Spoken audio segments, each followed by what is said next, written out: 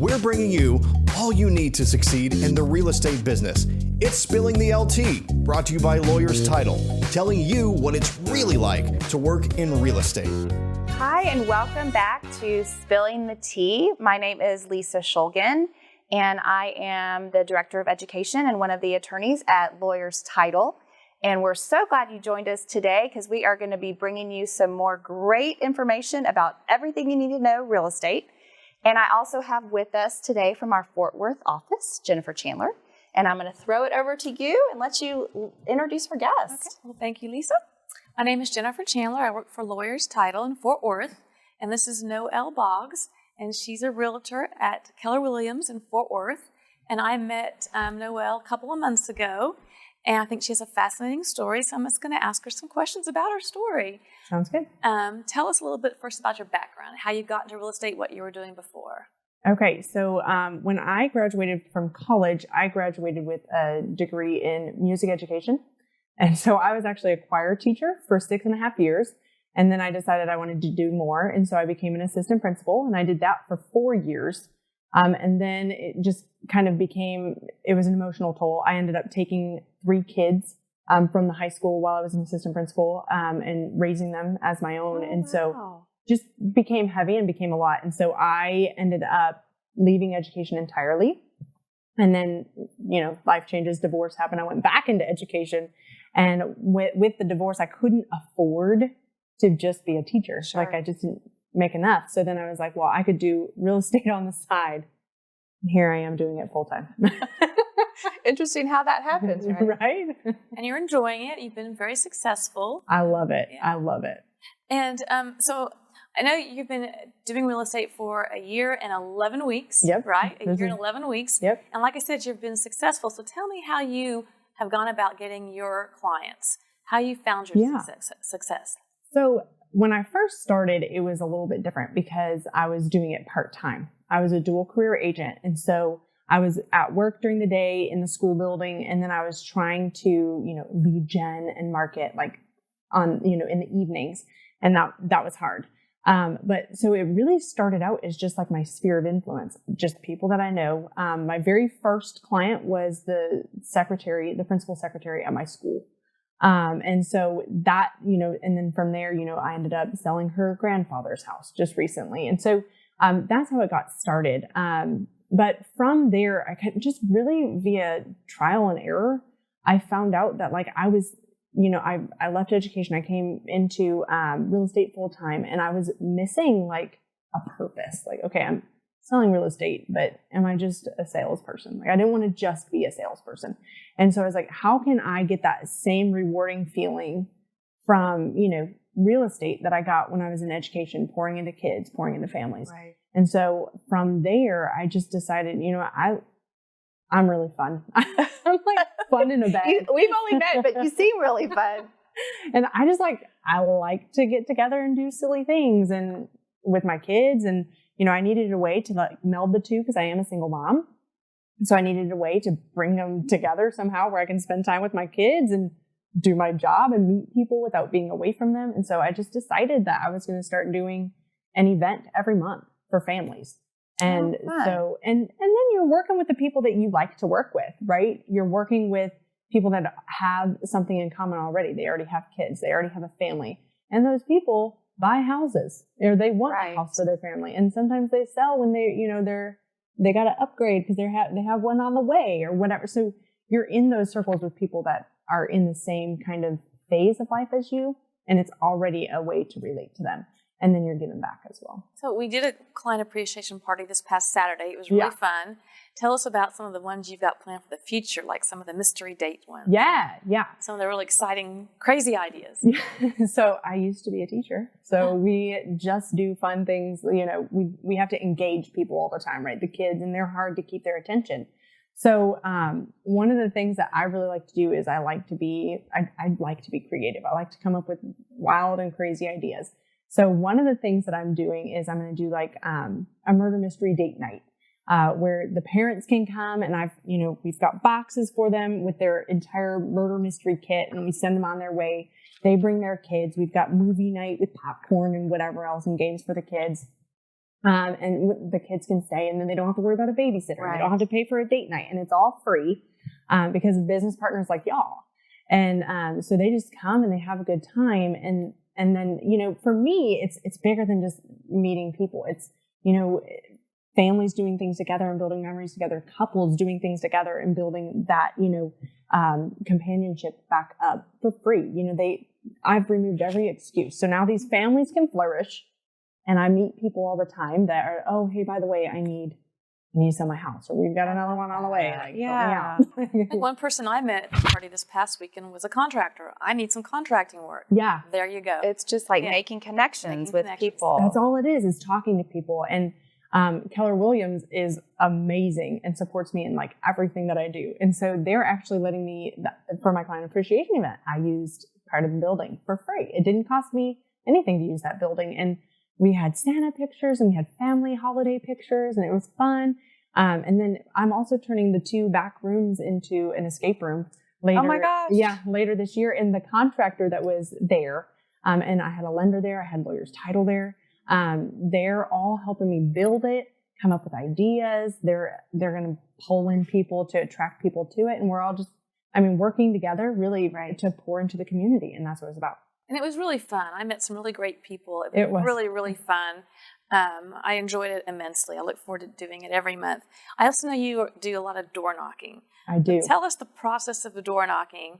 That scares a lot of people. Oh, I would be petrified. And like, what do you say when somebody actually opens the door? But first, I know you have an app, and I think you mentioned you go with another person, but kind of tell us your process. So typically, there's another agent in my office. His name is Link Carlin. He's awesome. Hey, Link.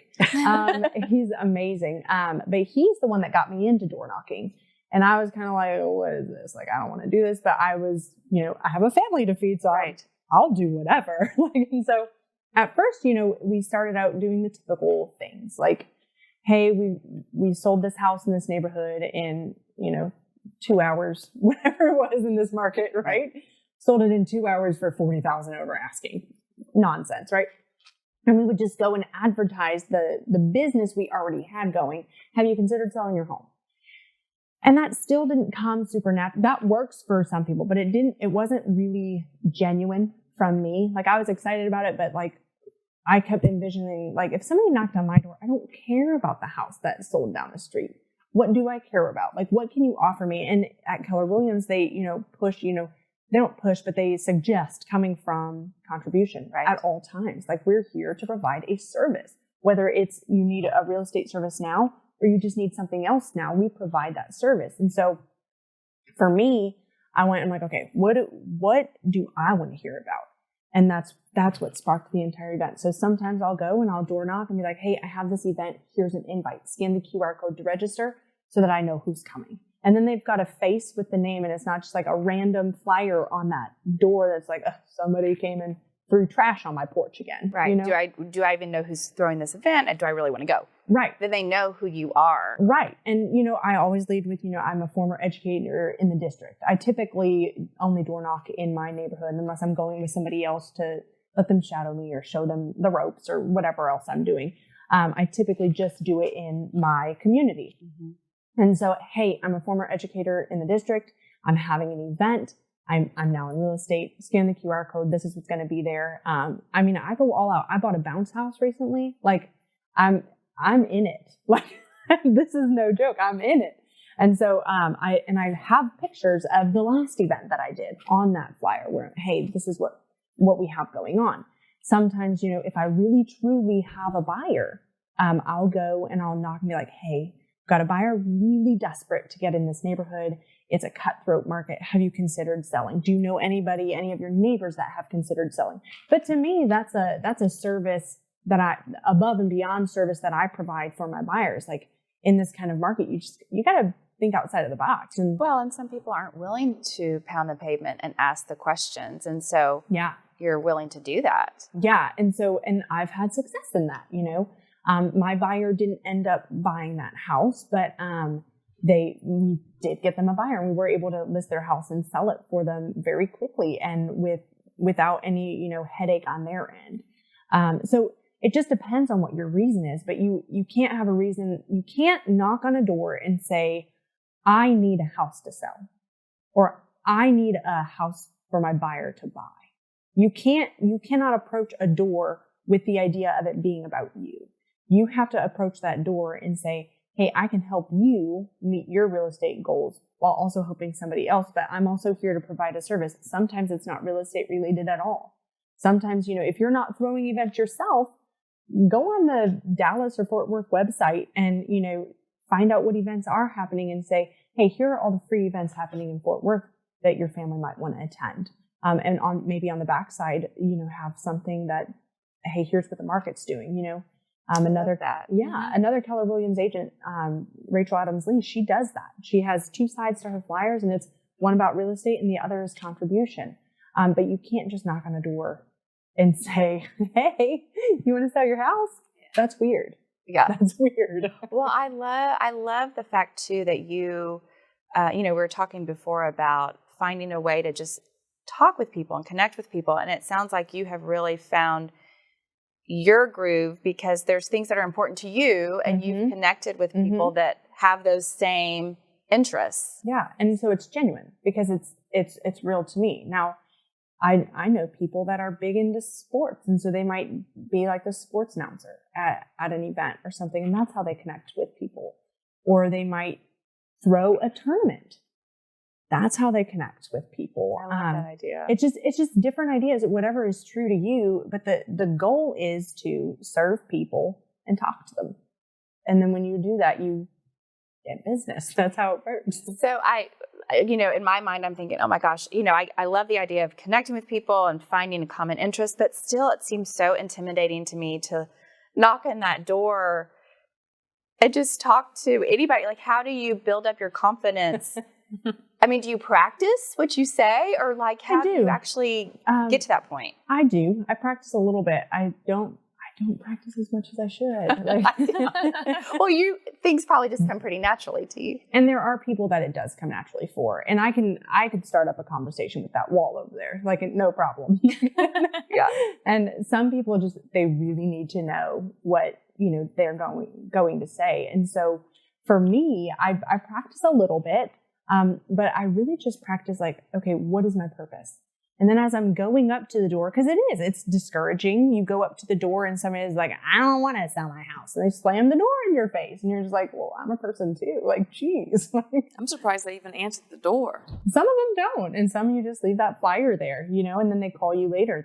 I've had that happen. So you have a flyer for every door. It's a good thing. You always leave something. What is the purpose of walking up to a door and not, if you don't get that door answered, you want somebody to know you were there. Right. And it might lead to other things like, oh, hey, somebody knocked on my, talking to the neighbor, somebody knocked on my door. It was an agent. I know you don't have an agent. You were talking about selling your house. Here's the flyer. You never know where that's going to go. Right.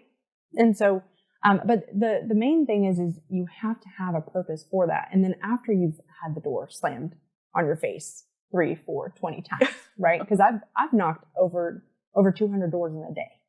Wow. In 108 degree heat. And, after you've had that, 20th door slammed in your face, it is discouraging. You're human, right? Your mind goes through these things, nobody wants to hear from me, or I have nothing to offer of value, or, I'm just that annoying salesperson. And you're not. So, at Keller Williams, I'm going to say it again, and I'll say it again and again, but at Keller Williams, one of the things that they teach us is to have affirmations. And one of the affirmations is, people enjoy hearing from me and people are excited to talk to me today. And so sometimes when I walk up to that door, I will say, like, people enjoy talking to me and people want to hear from me, even though I don't really feel it, but I'm like, and people want to hear from me today. Yeah. Like, I have something of value to offer. And I do, typically it's just, we have to convince ourselves of that a lot of times, because we sometimes get into the, mindset we're selling things, but really we're building generational wealth. We're helping people better their financial situation through real estate. So it's just, I talk to myself. It's not like I don't answer. So that means I'm not crazy. Well, no, but I'm sure you have to, like you said, when you get a door slammed in your face, you have to remember, okay, there's another door. Like, don't just stop here. Mm-hmm. Mm-hmm. Keep going. Yeah. Yeah. And you have to continue on and push through maybe that uncomfortable slam to get a door that opens for you. Every door, you got to talk yourself into walking up to that door. And when I have people shadow me, I have to tell them again, like, people want to hear from you today. Like, That's so cute. you have something of value. People want to hear it. Go on, knock on the door. And so you've actually got business from this. Yes. Mm-hmm. Good. Mm-hmm. And you also do the Talk About It Tuesday, Taco About It Tuesday. Taco, because who doesn't love tacos? Right. On Facebook. Right. So, yeah, I feel one of the things that I was in education, right? So education is important to me. And so one of the things that I try to do is educate others about real estate. There's a lot about real estate that I didn't know. And I wouldn't have known had I not, gotten into it. And so I try to educate people and really protect them. I talk a lot about different real estate related things. Some of it could be, hey, this is what to look for in a lender, or hey, this is what a VA loan, these are the stipulations of a VA loan. Hey, this is the difference between an FHA, a VA, and a conventional. This is what a good interest rate is right now. If it's higher or lower, these are red flags, or, and things like that. Talking about what the market is doing so people know, hey, this is what's predicted. Reassuring them that there's not going to be a big crash because this is not due to COVID. This is due to a decade-long housing shortage. And so, just sharing information that I have. And so I like to educate people as well, because I think it's not knowledge that only we should have. Everybody should be informed. Absolutely. So tell us why you chose Keller Williams. Ooh, it's a good one. So first, their education and training is second to none. And I knew that. And I have a good friend of mine in Houston that does real estate. Used to be a detective, and he would come to my school to question, or interview students of mine. So that's how we knew each other. And then he went into real estate, and then I did. But he told me that Keller Williams is like the best, hands down, for education and getting started. And then for me, when I went in there and I found out their entire business model is God, family, and then business, I was sold. I'm a Christian. God comes first. I'm a single mom. Family is next. And then I'll worry about my business later. So that's why I picked it. Awesome. And you've been there the whole time? The whole time. Awesome. Yep. Awesome. And then that's the other thing too. Because they've educated me, I wouldn't know what I know if I didn't sit through their classes and learn this. But the entire culture of that place is agents pouring into agents, and agents teaching other agents the way, so that they can be successful. It's not like there's not a scarcity mindset there. There's not any of that. It's not, hey, this is all mine and I don't want you to. Of an abundance theory. Yeah, it's an abundance mindset. And they're just like, there's plenty to go around. Let me help you get yours. Well, and I love the fact that you have that mindset and you're also willing to help support and help others grow and teach them how you've been successful. Yeah. And you're not scared to show them, hey, this is what I'm doing. Maybe try it this way too, Mm-hmm. So that's wonderful. Yeah. Oh, thanks. Well, I have enjoyed your time here with us today, and I have a quick little this or that that we play with all of our guests. Okay, so we're just gonna fire off. Okay, all right, I'm ready, and you know all the answers. All right, dog or cat? Dog. Netflix or YouTube? YouTube TV. Okay. Phone call or text? Ooh, phone call. Cardio or weights? Cardio. Facebook or Twitter? Twitter's still around? All right, let's do Facebook or TikTok? Facebook. Pool or beach? Pool. Football or basketball? Football. Go Buckeyes. What's worse, laundry or dishes? I can't pick. Laundry. Because everybody else's laundry ends up in my bedroom, and it's not fair. Passenger or driver? Driver. That's funny that you say that, because of your car, you're usually hands off, right? Yes, but I like to be in control. Okay, save or spend? Save. Coffee or tea? Coffee. Ocean or mountains? Mountains. Dine-in or delivery? Delivery. Sweater or hoodie? Is the sweater fancy or is it like a hoodie without the hood? Oh, goodness. I don't know. A hoodie without the hood. And it's loungewear, period. Loungewear. Got it. Well, thank you so much for being here with us today. This was fun. It was fun. Thanks for coming all the way from Fort Worth. All the way from the fort. Absolutely. Downtown. That's right. So I hope you all join us next time. Please be sure to like, share, and subscribe, and be on the lookout for our next coming episode.